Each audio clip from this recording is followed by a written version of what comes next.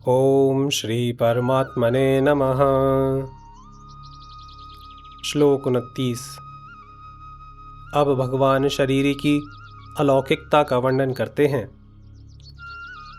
आश्चर्यवत् पश्यति कश्चिदेनमाश्चर्यवद् वदति तथैव चान्यः आश्चर्यवच्चैनमन्यः शृणोति श्रुत्वाप्येनं वेद न चैव कश्चित्। व्याख्या। आश्चर्यवत् पश्यति कश्चिदेनम, इस देही को कोई आश्चर्य की तरह जानता है।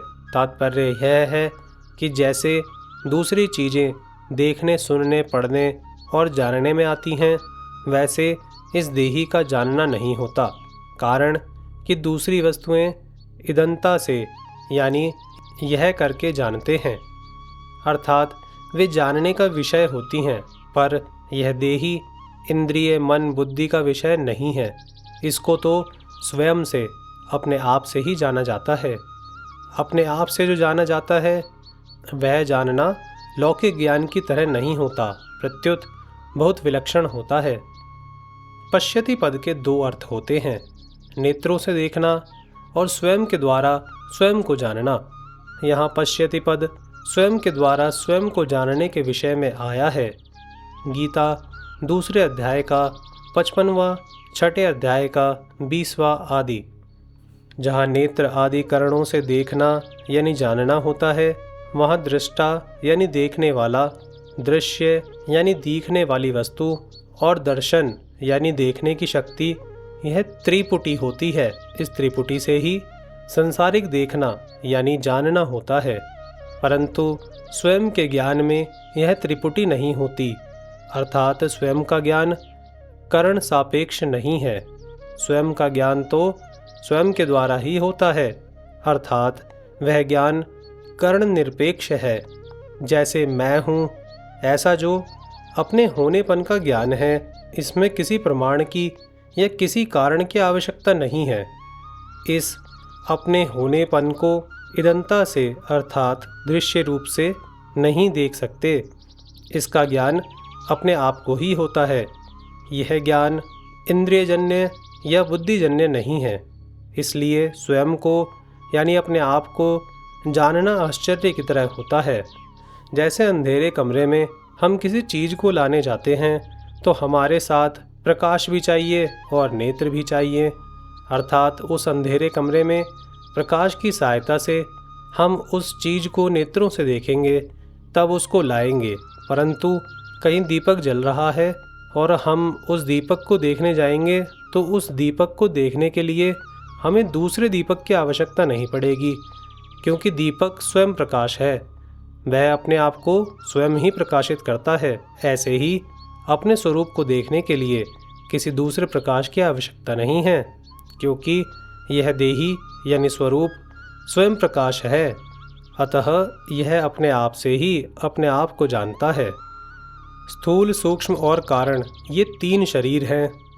अन्न जल से बना हुआ स्थूल शरीर है। यह स्थूल शरीर इंद्रियों का विषय है। इस स्थूल शरीर के भीतर 5 ज्ञानेंद्रियाँ, 5 कर्मेंद्रियाँ, 5 प्राण, मन और बुद्धि, इन 17 तत्वों से बना हुआ सूक्ष्म शरीर है। यह सूक्ष्म शरीर इंद्रियों का विषय नहीं है, प्रत्युत बुद्धि का विषय है, जो बुद्धि का भी विषय नहीं है। जिसमें प्रकृति स्वभाव रहता है, वह कारण शरीर है। इन तीनों शरीरों पर विचार किया जाए तो यह स्थूल शरीर मेरा स्वरूप नहीं है, क्योंकि यह प्रतिक्षण बदलता है और जानने में आता है। सूक्ष्म शरीर भी बदलता है और जानने में आता है, अतः यह भी मेरा स्वरूप नहीं है।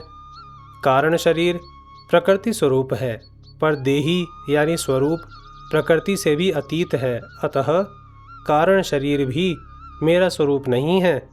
यह देही जब प्रकृति को छोड़कर अपने स्वरूप में स्थित हो जाता है, तब यह अपने आप से अपने आप को जान लेता है। यह जानना सांसारिक वस्तुओं को जानने की अपेक्षा सर्वथा विलक्षण होता है, इसलिए इसको आश्चर्यवत् पश्यति कहा गया है। यहाँ भगवान ने कहा है कि अपने आप का अनुभव करने वाला कोई एक ही होता है, कश्चित। और आगे 7वें अध्याय के 3 श्लोक में भी यही बात कही है कि कोई एक मनुष्य ही मेरे को तत्व से जानता है। कश्चिन माम वेत्ति तत्ववतः।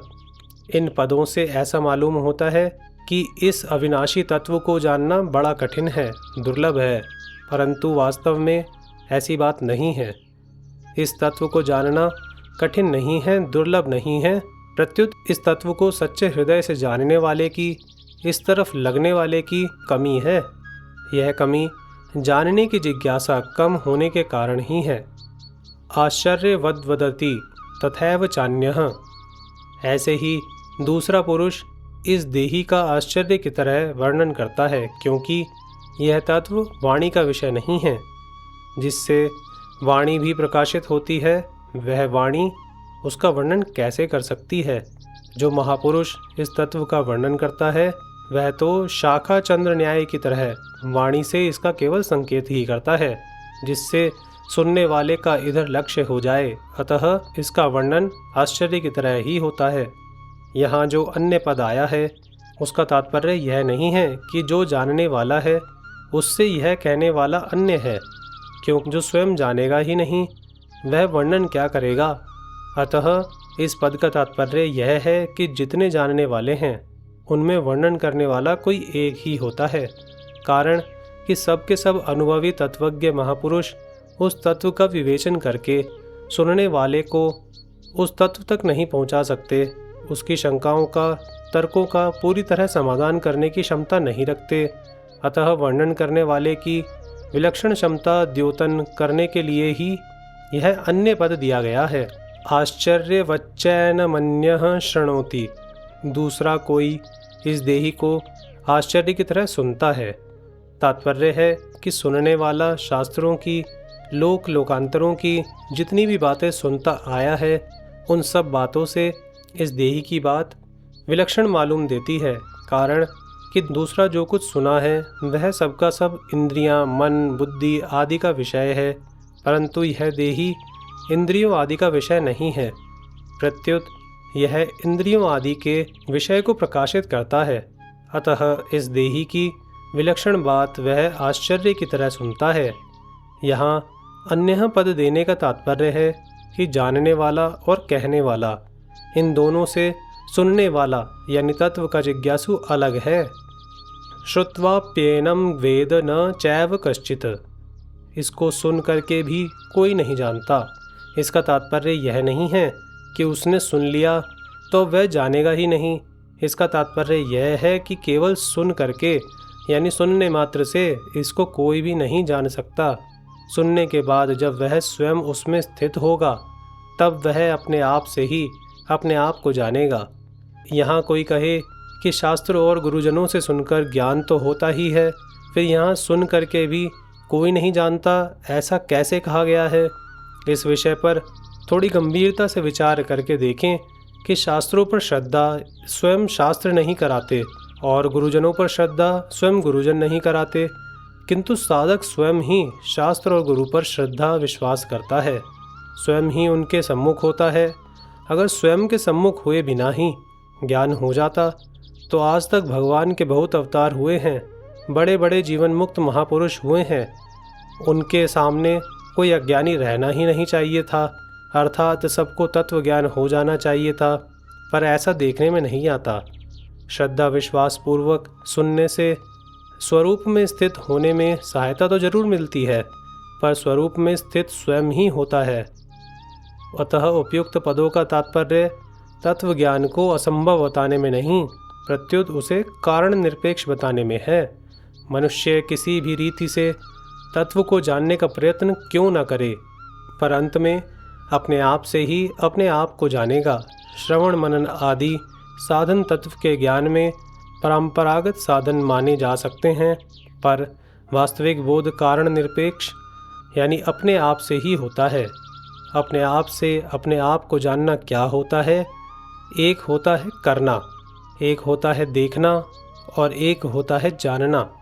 करने में कर्मेंद्रियों की, देखने में ज्ञानेंद्रियों की और जानने में स्वयं की मुख्यता होती है। ज्ञानेंद्रियों के द्वारा जानना नहीं होता, प्रत्युत देखना होता है, जो कि व्यवहार में उपयोगी है। स्वयं के द्वारा जो जानना होता है वह दो तरह का होता है। एक तो शरीर संसार के साथ मेरी सदा भिन्नता है और दूसरा परमात्मा के साथ मेरी सदा अभिन्नता है। दूसरे शब्दों में परिवर्तनशील नाशवान पदार्थों के साथ मेरा किंचन मात्र भी संबंध नहीं है और अपरिवर्तनशील अविनाशी परमात्मा के साथ मेरा नित्य संबंध है। ऐसा जानने के बाद फिर स्वतः अनुभव होता है। उस अनुभव का वाणी से वर्णन नहीं हो सकता, वहाँ तो बुद्धि भी चुप हो जाती है। जय श्री कृष्ण।